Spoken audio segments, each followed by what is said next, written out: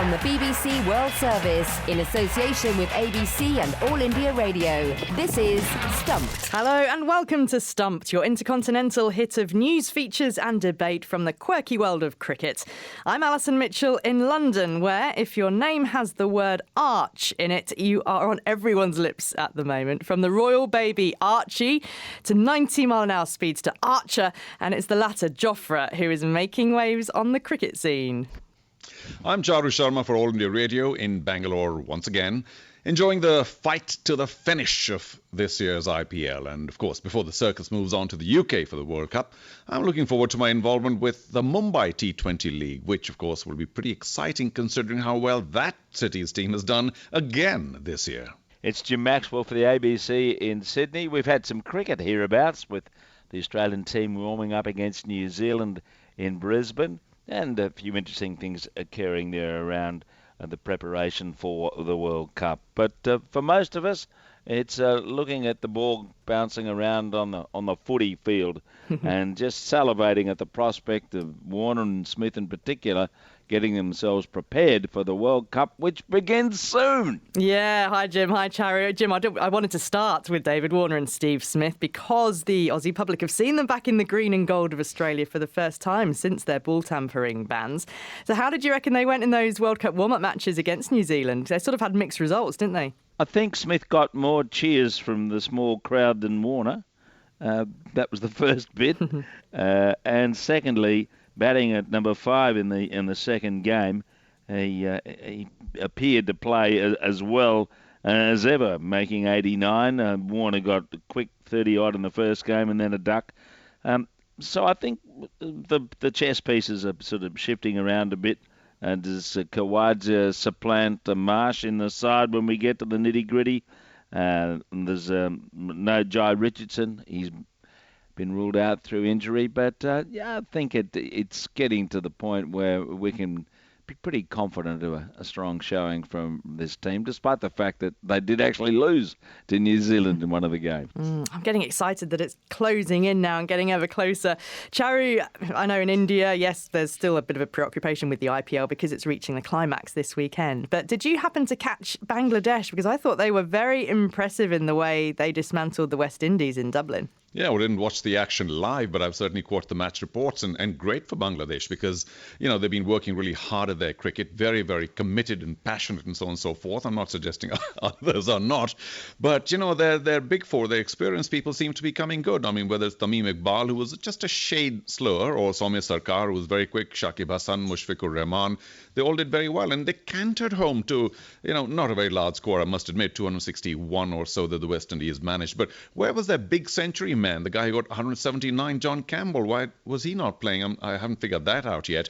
And of course, even while we talk about Bangladesh's success, I must put in a word for Shai Hope because, I was involved with the West Indies tour to India late last year, and he was magnificent, but much more so, I think, in the classic sense, test match cricket. So maybe, even though he's got back-to-back centuries, and you've got to say wow to that, as an impact player, as a match winner, he's got to be able to look at his strike rate, because we know in white ball cricket, that is the critical statistic. And, he'll continue, hopefully, to get runs for the West Indies, but probably needs to just push it along a bit because, we see the Bangladesh strike rate, they're all pretty handsome except for Tamim, and that makes such a big difference in white ball cricket. So Shai Hope, fabulous cricketer. So much depends on him, but that strike rate worries me a bit at times. He does excite me as a cricketer, though, absolutely. I'm on the England trail at the moment with their World Cup preparations because they've got their one-day series underway with Pakistan, although it was a pretty damp way for it to start at the Oval in the first match.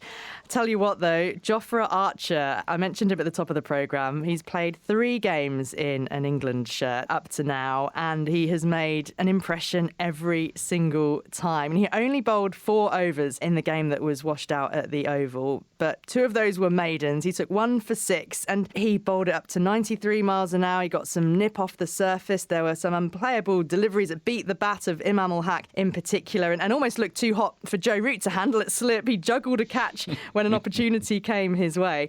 But have a listen to Liam Plunkett because his fellow fast bowler in the England side was certainly impressed as well. It just looks easy for him. He's bowling, obviously, balls quick, balls rapid, he's skillful, but it just looks so easy. He just cruises in and it looks like pace just comes from nowhere. But obviously started off great today. He bowled good areas, good pace, and obviously threatening all the time. He was nipping around for him. Obviously he's a good bowler, so it's nice to watch him. I've not really played too much with him or against him, so it's nice to see how he goes about his business. Oh, Jim, tell you what, not only is he seem a dead cert for the World Cup, but he's now being talked about as a genuine Ashes contender as well. Be afraid, Aussies, be very afraid. I thought he was a Tasmanian. You've watched him a lot, haven't you? He's been playing in the Big Bash at Hobart Hurricanes, so Aussies are actually, arguably more familiar with him than the majority of England supporters. I have to say, if he's still firing in rockets when we get to the Ashes, and I'm looking forward to that. A combination of Archer, Anderson and Broad. It sounds pretty formidable. Well, hang on, everybody. Let's put something else into the mix. I thought he was a Rajasthan Indian. What's going on? Yeah, you can't all claim him. He's done the qualification. He's England now. Yes. Well, look, it's going to be exciting to watch him, that's for sure. I mean, he absolutely seems nailed on for that World Cup squad place. But tell you what, I'm sort of glad that I'm not a selector because somebody now has to miss out. And the big question, of course, is going to be who. From the BBC World Service, this is Stumped on All India Radio. OK, it's the moment you've all been waiting for, the Stumped countdown to the 2019 Men's Cricket World Cup. We've been revealing our top 10 matches through the tournament's history, and we're down to... Number 3. Yes, match number 3 is the group game between Ireland and England from the 2011 World Cup, a match that took place in Bangalore, and it produced one of the tournament's biggest ever shocks. But here is James Anderson then, 3 needed off this final over. It's Mooney on strike, in goes Anderson, and Mooney gets him away through mid-wicket. There's a big gap there. They're coming back for the second. Is it going to the boundary for 4? And it is! That is the Ireland victory. And Trent Johnston, John Mooney. Mooney's thrown his bat sky high in the air. The Ireland players flood onto the outfield. The crowd here are behind Ireland. That is one incredible victory. They've beaten England by 3 wickets in the World Cup. Unbelievable scenes in Bangalore. Oh, I went down to the last over. An incredible match to be there for. What an upset. Ireland beating England on the stage of a World Cup. And that one will be remembered in Ireland as Kevin O'Brien's match because they had to chase down England's 327 for 8. And he hit the fastest 100 in World Cup history. He finished with 113 off 63 balls. It was the biggest successful chase that the World Cup had ever seen. So I do remember actually being in the commentary box afterwards, and the O'Brien parents came up to join us because, of course, Kevin's brother Niall was in the team as well. So both parents came up to the comm box, both wearing Green Island shirts with O'Brien on the back. You know, there were tears. It was a very emotional and extremely happy time for them. But Charu, what are your memories of that one? Because, you know, it was a huge World Cup match in your hometown of Bangalore. But a little birdie tells me that you weren't actually there.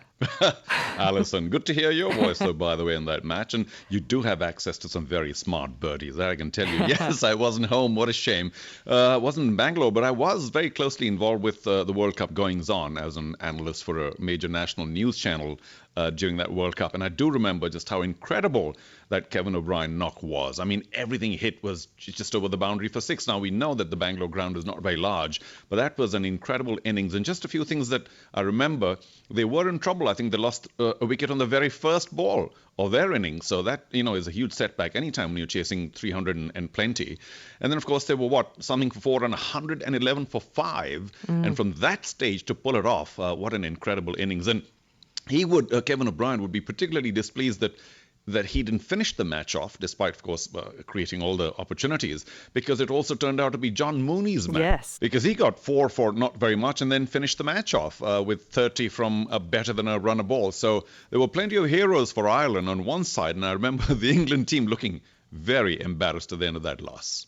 Yeah, absolutely. And Alex Cusack came into his own as well. He played a crucial innings, Jim, a crucial partnership with Kevin O'Brien. But, there hasn't been too many massive upsets in the Men's World Cup over the years, but this really was a big one. And actually, I know Ireland really did it in style, and it didn't even feel, that tense, I remember, in that last over, because you just sort of knew that they were going to do it. Well, all the damage was done in that 6-wicket partnership after they were 5 for 111. 162 from 17 overs, most of them from O'Brien's bat with 6 sixes and 13 fours. And England must have wondered what on earth was going on, because they looked to be in control. I mean, they had a good bowling attack, but a few of them got touched up badly by O'Brien. And by the time he was run out, the game was just about done. I mean, they still won with 5 balls to spare. So it was an extraordinary performance. From the BBC World Service, this is Stumped on All India Radio. Next to a global cricket tournament of a very different kind. The first Street Child Cricket World Cup took place this week, with 10 teams of street-connected children competing at the home of cricket itself, Lords, and on the main ground, no less. Izzy Westbury was there for Stumped, and she's here with me now as well. Izzy, great to see you. Regular listeners will remember your report from India when you spoke to the organisers of a Street Child project who were sending players to this tournament. So just remind us of the background to the event. I was very privileged because I was out in India covering the Women's ODI tour in Mumbai in February, it must have been. And we got the opportunity to go and visit one of the charities that are based out there called Magic Bus India Foundation. And they help street children all over India, give them support, give them education, access to education, housing as well. And there's a huge slant on gender equality and getting young girls to be able to go to school and also to be able to play sport. And sport, of course, a huge element of that. And it being India, cricket is a huge element. And they were one of the charities who were sending a team, Team India South, over to the UK for the Street Child Cricket World Cup. It was the first one. They've had 4 football ones before. They had a Street Child Games before, but this was the first cricket one. And you can imagine for a team like India, it's had a huge impact.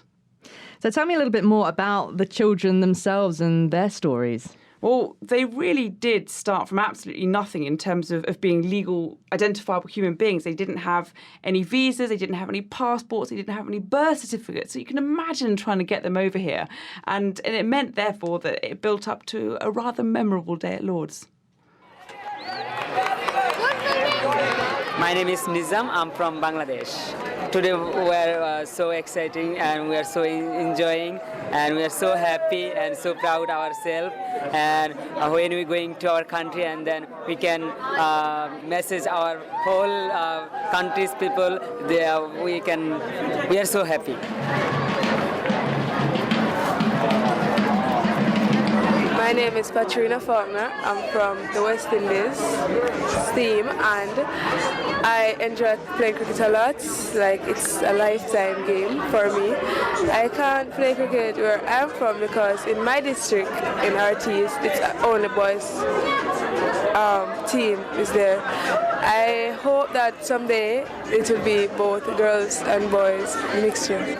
My name is Sabia and I'm representing Team England. I just want to equal rights for everybody because we're we're a human being from the same race. So my name is Sean. I'm from Jamaica. I represent West Indies. I want to tell the children on the street that no matter how hard it is, never give up.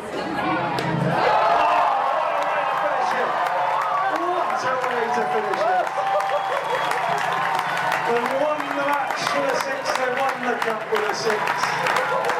What a spectacular way to take the Street Child Cricket World Cup, the champions, India South. Oh, Izzy, it sounds like it was a brilliant occasion. I did enjoy hearing my TMS colleague Dan Norcross there from Test Match Special, really getting stuck into the commentary. But amazing that the team you featured back in March, Team South India, went on to win the tournament. Tell us more then about the actual cricket that was played. tell you what, it was really good. I mean, you had the straight sixes down the ground. The captain of Team England is a young woman called Jasmine, and she was smashing out the switch hits all the time. And you heard there from the commentary that there was a 6 to win the final, very appropriate. We actually had a sort of an all-stars game in between, which I took part in.